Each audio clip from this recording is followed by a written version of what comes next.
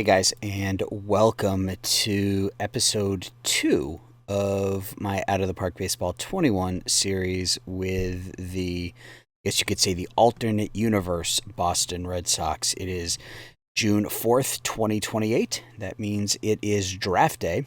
Before we do that, let's take a look back at how the season's gone so far. We currently sit 28 and 33. We're 5 games out of first place. Hasn't been a bad season, I think, all in all. Pitching hasn't been very good. Offense has been okay. Take a look back. I don't think I made any. I think I may have made one or two. Honestly, I don't remember. It's been a few days since I have played. So let's go back to April real quick. Actually, let's go back to March. All right, so nothing happened in March. Nothing happened in April. Nothing happened in May. And at the beginning of June, we made a deal with the Cleveland Indians. We sent Omar Burrell, who was one of our better prospects, but after taking some time to look at him, he was a bit limited. He has 4 decent pitches. His ratings are okay, but he's only got 35 stamina, which means he's probably never going to be anything more than a reliever. He's also fragile. So we made the decision to move him, and we got in what I think is a much higher ceiling closer type pitcher in Steve Yeager. We also got Kevin Pretty, and we'll look at Kevin in just a second. But the key to this one was Steve Yeager. You can see 22 years old. To me, just a much higher ceiling. Our scout has got low scouting accuracy, but OSA is average, and it's even better. So we needed an elite closer. I mentioned how bad our bullpen was, and I think Yeager gives that to us. He's going to start in Double-A. He'll probably spend the season between Double-A and Triple-A, and he'll be with the big club next year. We also picked up Kevin Pretty, who is a 22-year-old first base prospect. Really, really good bat. Not so great defensively. In fact, I'm thinking about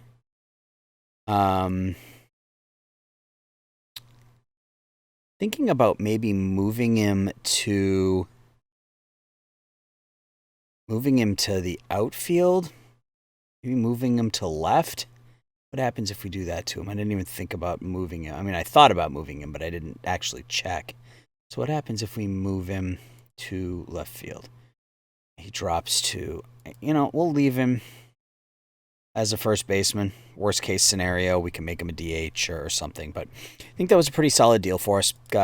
Continue to build up that farm system and develop things. So let's take a look at stats really quickly. We'll look at the batting stats first.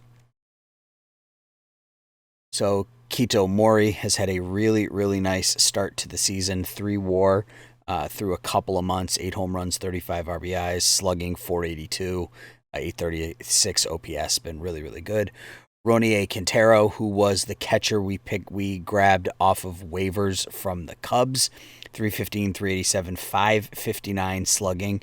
Good for 946 OPS, 35 games, 1.8 WAR. He's been a great addition to the team. Manny Flores, racking up the extra base hits, 12 doubles, 6 triples, 9 home runs, 41 RBIs, 869 OPS. Kevin Biggio in limited playing time. He's not starting every day, but 405 on base percentage. He's been really good. Joey Van Luke's been really good. Already has 24 doubles in only 40 games, hitting 352. So he's been great. Manny Ramirez has been okay. Mario Goraka leads us in home runs, 13 home runs out of the leadoff spot. Mario Gonzalez, who's our other prospect that we got from the Cubs, averages a little light, but that's to be expected, as his contact's only a 39. But a lot of extra base hits, good power out of your second baseman. Can't complain there. Ryan McMahon's been crap, but I can't do anything with him, so he's pretty much stuck. And you can see everybody else. Lugo, Phillips, Medina, and Conine are my backups. Yeah, so the players who play regularly are doing pretty well. On the pitching side of things, it's not been good. Sixto Sanchez is 2-6 with a 5.63 ERA. His FIP is only 3.67 though, so I'm hoping this comes back down to earth a little bit. Aldo Ramirez 5.58 with a FIP of 4.08. So again, I'm hoping that comes down to that. Let me check the defense in a second. Luis Patino, 64 strikeouts in 68 innings is pretty much the best you can say there. And then the rest of our pitching staff has just been really bad. So, I mean, I don't know how much we're going to do to try to improve that this year. I'm not really looking to win this year, so it might just be what it is. Let's look at fielding. Where am I going? Fielding rating, fielding stats. Yeah, I mean, there's some bad numbers in here. McMahon, Goraka, and Gonzalez have all been just really, really bad. I would have thought Goraka would have been better than this just based off of his defensive ratings, but not so much yet. And we don't really have anybody else who can play center. I mean, I can move Flores there and hope he develops, but Goraka is our best option. And I got to do something with Ryan McMahon. I mean, he's not really hitting. He can't field. We may just have to move on and call it a day and try to find a third baseman elsewhere because nobody wants him. So there's no trade value. So cutting him is probably the most logical option right now. Doesn't seem to make a whole lot of difference, but we'll see what we can pick up as we get closer to the trade deadline. That being said, it is first year player draft time. We are picking third. The Rockies have picks 1 and 2. And I spent a lot of time looking at this here over the last few days. And this is what OSA thinks the draft order will be. They think we're going to take Bobby Wright, who is by far the best bat in the draft. Elite power, great eye, good gap power. But I'm leaning more towards a pitcher. This is such a pitcher-heavy draft. There are a lot of very, very good pitchers, and I am pitcher weak in my farm system. Now, I know you don't want to draft based on, you can't really draft based on need, but if you look at our minor league system, and it's all batters. You know, our top 7 prospects are all hitters, followed by a 20-year-old pitcher, then 3 more hitters, then a pitcher. So we are really batter heavy in our minor league system. So I think we're going to end up going pitcher. Just be a matter of which pitcher that is.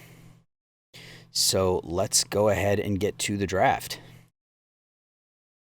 All right. So the player that I have my eye on, and I'm hoping that he falls to me. I don't think he will, but the person I'm hoping falls to me is Brandon Lane. If he doesn't, Steve Akey is my next choice. From there, we probably go to Brad Mickelson. So I will get one of those 3 players, but it's Lane, Akey, Mickelson in that order. So let's pick first and see where they go. And they take Bobby Wright. Okay, so man, I wish there was a way to trade up. So that means I'm going to end up with Lane or Akey. My guess is they take Lane here. That's what I would do. Yep. Damn it. He's really good. So the Rockies make out like gangbusters in this draft. So really now it comes down to Mickelson versus Aiken. So let's do this. Brendan Lane. Nope.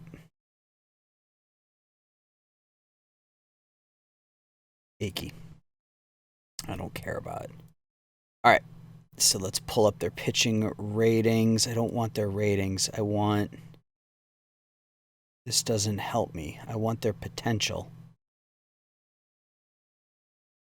Oh, right here. Yeah, right in front of me. All right, so Akey is going to have a bit better control. He's going to have a bit better... I mean, they're basically the same pitcher.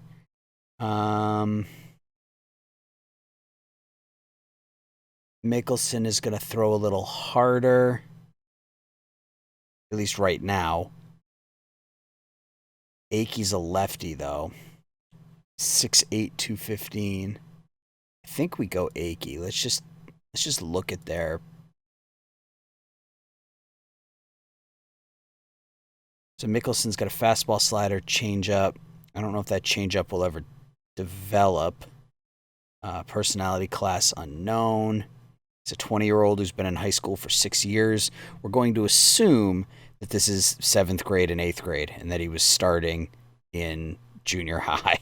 That's what we're going to assume. If we go to Akey, he's got 3 pitches that are a little bit more developed. Fastball and a good forkball, a decent splitter. He's not baseball smart, but his teammates like him a lot. He's from Chicago. I want to look at their pitches again. Fastball, changeup, splitter, forkball. And Mickelson. Yeah, so Akey's pitches are a little bit further developed. Stamina's about even. Akey's a little bit better. Oh, no, they're about even. Akey's much better at holding runners. We're going to take Steve Akey.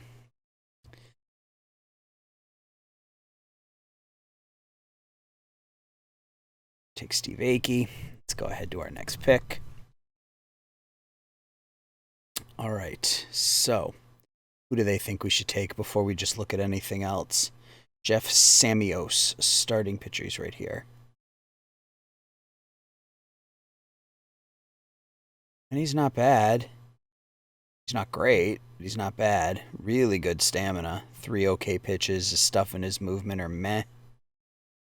How about Jeff Lee? He's another lefty. Went to junior college.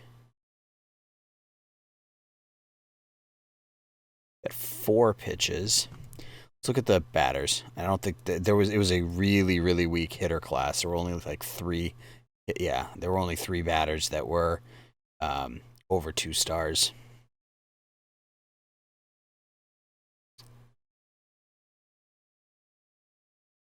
Yeah, it's going to be a pitcher. We'll come back to the batters next round.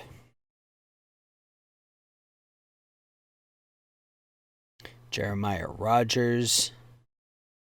A little bit higher peak.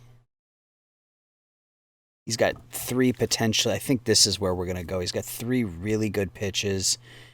Better stuff, better movement than either of the other 2 guys. He already throws 94 to 96. Decent enough stamina. Yeah, Jeremiah Rogers is going to be my second pick. I guess it's a good thing. Hopefully we have enough money to spend on all these guys. All right, so that's right. We have another pick in the second round. I forgot about that. You probably want me to take Samios again. Yeah. Go after a reliever. We spent a lot of money with our first 2 picks. We might be well served to go after someone like Brad Lee. Can already throw 96 to 98. I think that's the choice. He comes in under slot, which will save us a little money. We spent a lot of money with our first 2 picks. Do you really want to give up? I mean, especially you got 2 young left-handed pitchers. I think we go after Jeff Lee.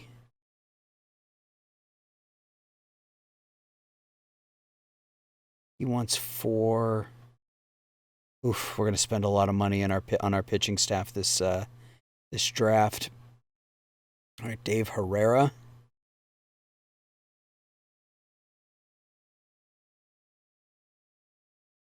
He's got really good control. He might not be a bad option. Mike Big Dog Sibeli. Come on, his nickname is Big Dog. I mean, if his control develops, he went to Stanford. It's 4 potentially excellent pitches. Really good stuff. I mean, he's never going to have pinpoint control, but if he can get that up to 40, 35. Let's look at the batters.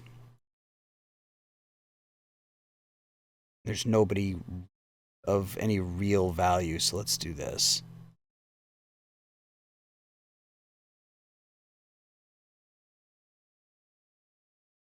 Right there. Draft him, turn him into a hitter. Josh Hardery will be our 4th pick. We'll make him a batter. Brandon Olson. Good pitchers again. I think I'm going to go after Herrera. I like the control.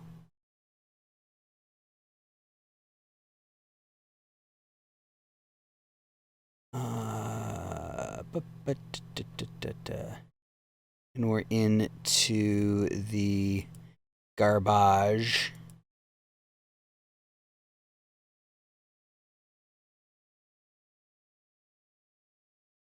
Is there anybody with elite control left?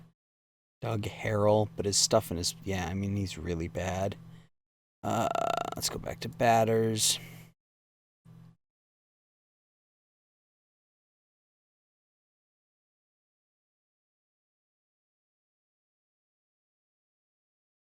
Tim Bird. Sure, we'll give Tim Bird a shot. Never go wrong with a little bit of power. Next pick.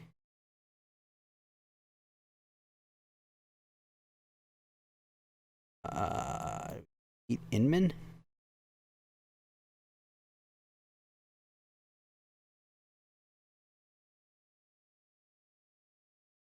I don't really care. The rest of these guys are bad. Maybe we take Gallegos to make him a hitter. Yeah, that's probably the best option. Juan Gallegos, make him a hitter, and then we will call it a draft. Draft was a little disappointing. I was, especially after they didn't take that pitcher with the first pick. I thought he might fall to me at 3, and that would have been awesome, but wasn't meant to be. So I think we made out okay. So let's negotiate. Oof, that's a lot. Thankfully we have plenty of money to spend, but we will meet all of these. We had 3 of the first 44 picks. Hopefully, they all work out. Hardery. I got to remember to make Hardery a hitter. Same thing with Gallegos. So what we're going to do from here is I'm going to sim ahead to the trade deadline. We'll take a look at stats. We'll take a look at the... What's the word I'm looking for, guys? The international signings. The international free agents will come up at the beginning of July. We'll take a look at those. And we'll go from there. So hang tight. We'll be back in just a minute. All right, guys. It is the trade deadline. And we made a handful of moves. Nothing that I would call earth-shattering or... we'll turn our season around, but things that I think will ultimately help us in the long run. So first things, let's take a look at international signings. We did sign one international free agent, Juan Arvizu. He's if he develops like his numbers show, he'll have decent contact, decent home run power. Good control with the bat. Doesn't look like he's going to strike out a ton. Isn't going to walk much either, but only 16 years old, so obviously a ways away, but can play all 3 outfield positions. Not terribly. Got some good speed, so hopes are high for him. Let's take a look at the deals that we made. I don't think we made anything in June. I think it was all in July. Yeah, we covered this deal. So let's go to July. We'll just start at the bottom and work our way up. So we made a handful of trades, and this was probably one of the biggest ones. My biggest issue so far, and you'll see this when we go back and look at the stats, has been our pitching. And I mentioned this last time where our FIPS were really, really high. So I took a look at our defense, and some of our defensive players were just bad. So I decided to make a run at some better defensive players with the hopes that that would help us. So our first deal, we traded Manny Ramirez and Jose Berriman to the San Diego Padres, getting Gabriel Rodriguez and Chris Dempsey. Giving up Ramirez was tough. He's a really solid bat, especially against right-handed hitting. He's very, very good. But my thought is that I have a lot of players who can play first base. I've got Pretty, the prospect. I've got Van Luke, who can play first. And then ultimately, I've got Flores, who I moved to first, who's a much better defensive first baseman. And that allowed me to move Goreka to right field, and that leads us to another trade that we made in a second. Goreka's much better in right, so I'm hoping that moving all these players around will improve our defense. So giving up Ramirez was tough. Berriman was just a one-star throw-in. And in return, we'll start with Dempsey. One of the things I also mentioned that I wanted to do was improve my bullpen, and I think I've done that at least going forward. If not this year, most of these guys are going to play, and you'll see I made a couple of trades for some relievers. Most of these guys are going to play in the minor leagues this year, but they should be up with the big club next year. So Dempsey, a little rough on the control, but good stuff, good movement, a couple of good pitches, so he could be a decent addition to the bullpen. And then we also picked up Gabriel Rodriguez to play third base for us. Not great range, but good arm. Not going to make a ton of errors. And he's got a decent bat. You can see so far for us, not a ton of power, but 303, 355, 394, 750 OPS. And his fielding has been essentially average, which is a huge upgrade from where we were with Ryan McMahon. And you can see because of that, we released Ryan McMahon. We ate the rest of his contract. It was $50-something million, but we weren't going to be able to trade him. So it is what it is. Our second deal was with the Cincinnati Reds. We sent Edwin Espejel and Al Lure to the Reds, getting J.R. Benson and Mario Camposanos. We'll start with Espejel. And what he does really, really well. He can play second and left pretty well. Really high contact, gap power, not going to strike out a bunch. But we have a few guys like this in our lineup already, so I didn't want to too many of the same type of hitters in the lineup. No home run power, bad eyes. He's not going to strike out much. He's not going to walk much. He's going to hit for a high, essentially empty average. And he is 23 years old, and he was in high A ball for us. So I felt he was movable. In exchange, we picked up J.R. Benson, who is just a 2-star starting pitcher, but only 22 years old. 3 potentially decent pitches, and if his other stuff develops, who knows.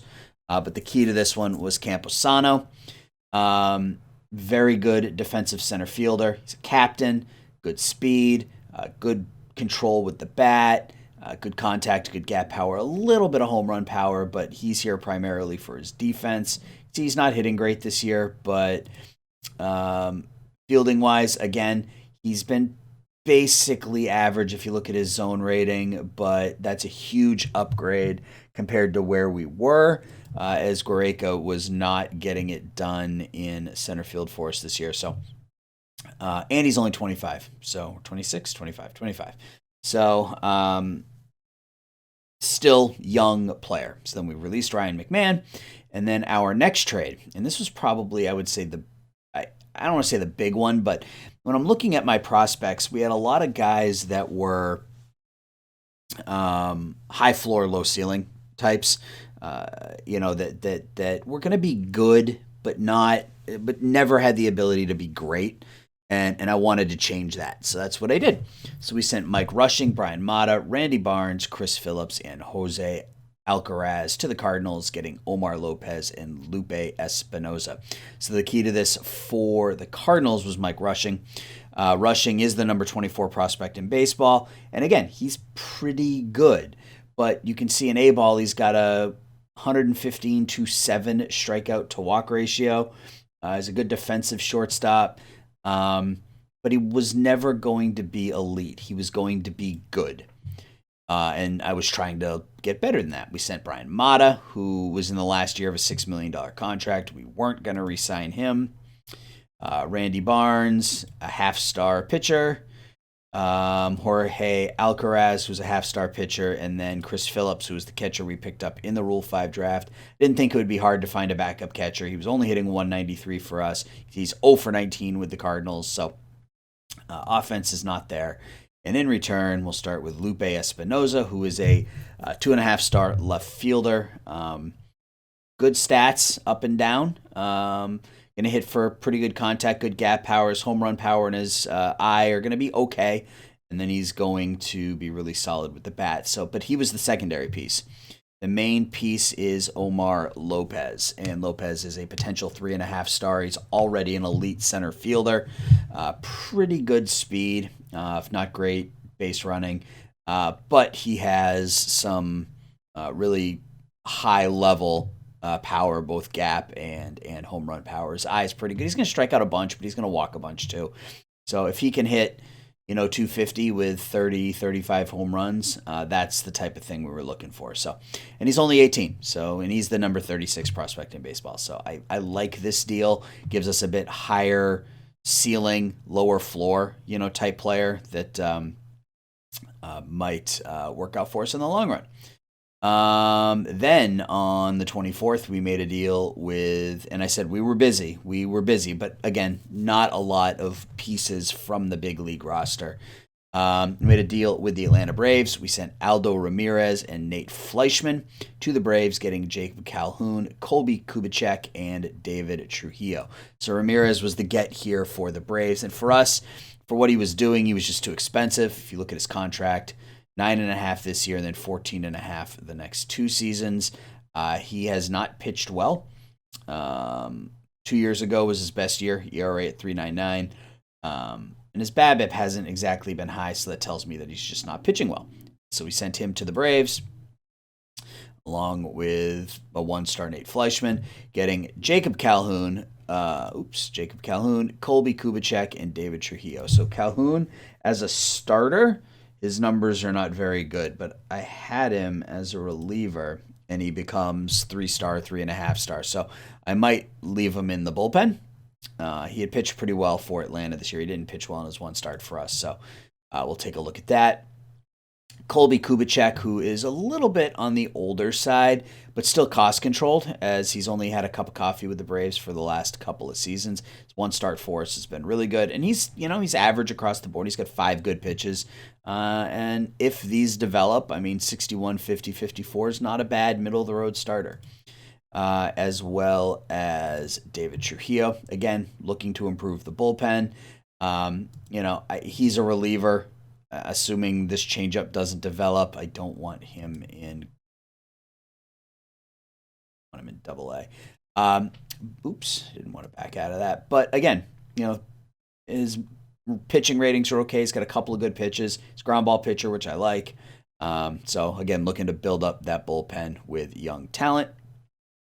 I guess we'll look at this one first, and then we'll look at the minor moves. So we sent Luis Patino, Alfredo Flores, Willie Diaz, and $5 million to the Marlins, getting Ken Klocko and A.J. Newman. So Patino for us was a 1-year get. He's 2-10, 5.71 ERA. I walked 75 in 110 innings. So that experiment didn't work out, so we moved on from him. And then we sent Flores, who was a half-star, and Diaz, who's a potential 2-star center fielder, along with $5 million in cash for a couple of pitchers. A.J. Newman, the first one. Again, bullpen arm. Unless this changeup develops. 2 really good pitches, decent stuff. But the get here was Ken Klockow, 21 years old. Same deal. If the changeup develops, he could be a starter. If the changeup doesn't, and it has him listed as a starter now, but I probably will have him as a reliever. He's actually 5 stars. If you look at him as a reliever, he bumps up to 5 stars. So we'll see. I mean, maybe we leave him as a starter, see how he does, see if that changeup develops at all. If it does, great. If not, we can make him a really solid bullpen piece. And then a couple of minor deals. We sent Caden Grenier, who was just minor league filler that we had signed in the offseason for Maddox Bruns. Bruns, more pitching depth for us. We'll probably call him up to the big club relatively soon. But 3 good pitches. His movement and his control are okay. I mean, he's average, but considering we got him for virtually nothing, I'll take it. And then we traded a 24-year-old catcher for a 26-year-old catcher. So Jim Altier is a 1.5-star potential 24-year-old. In return, we got Diego Cartaya, who's out for the next 3 weeks, but very good defensive catcher, which is exactly what you're looking for out of a backup. So he will be our backup when he comes back, and that solidifies our catching duo. So those are the deals we made. You can see we're in last place, 44 and 67. It's been another bad year. Offensively,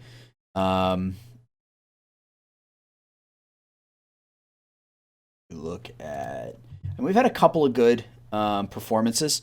Specifically Maury, Quintero, and Gonzalez. You can see Kato Mori's taken really nicely to the big leagues. 5.2 WAR, great defense, good speed, some good power. Ronier Quintero, who we picked up off waivers, has just been a revelation behind the plate, posting almost 1,000 OPS and a 3.1 WAR. Mario Gonzalez having a really nice year at second base. Good power. Average is even climbing. It's up to 264. Manny Flores continues to rack out the extra base hits.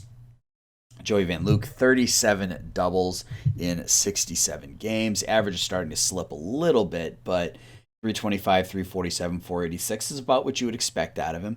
Kevin Biggio in part-time action has done pretty well. He's angry. He wants to be traded. That's not going to happen now. Mario Guaraca it's been a weird season for him. His numbers would indicate that offensively he should be elite, and he's not hitting badly, but his average is really light, and because his defense has been so bad, he's actually a negative WAR player for us. Our pitching staff has just been ugly. We're going to have to rethink our pitching coach, which is a bit of a surprise because if you look at our pitching coach, he is rated as great, and he is a power style pitcher, which works with Mize and Sanchez, our 2 best starters. So it's the fact that it's not working out is a little surprising, but we will have to take a look at the offseason and see if there is a better option. Sanchez, 5-11, 6.05 ERA, but his FIP is only 3.7. His BABIP is crazy high, so he's at a 2.5 WAR, and it just hasn't been good. Casey Mize is finally back. He's made 3 starts. The pitching staff has just been bad. So, we will grind through the rest of the season and see what is there in the offseason.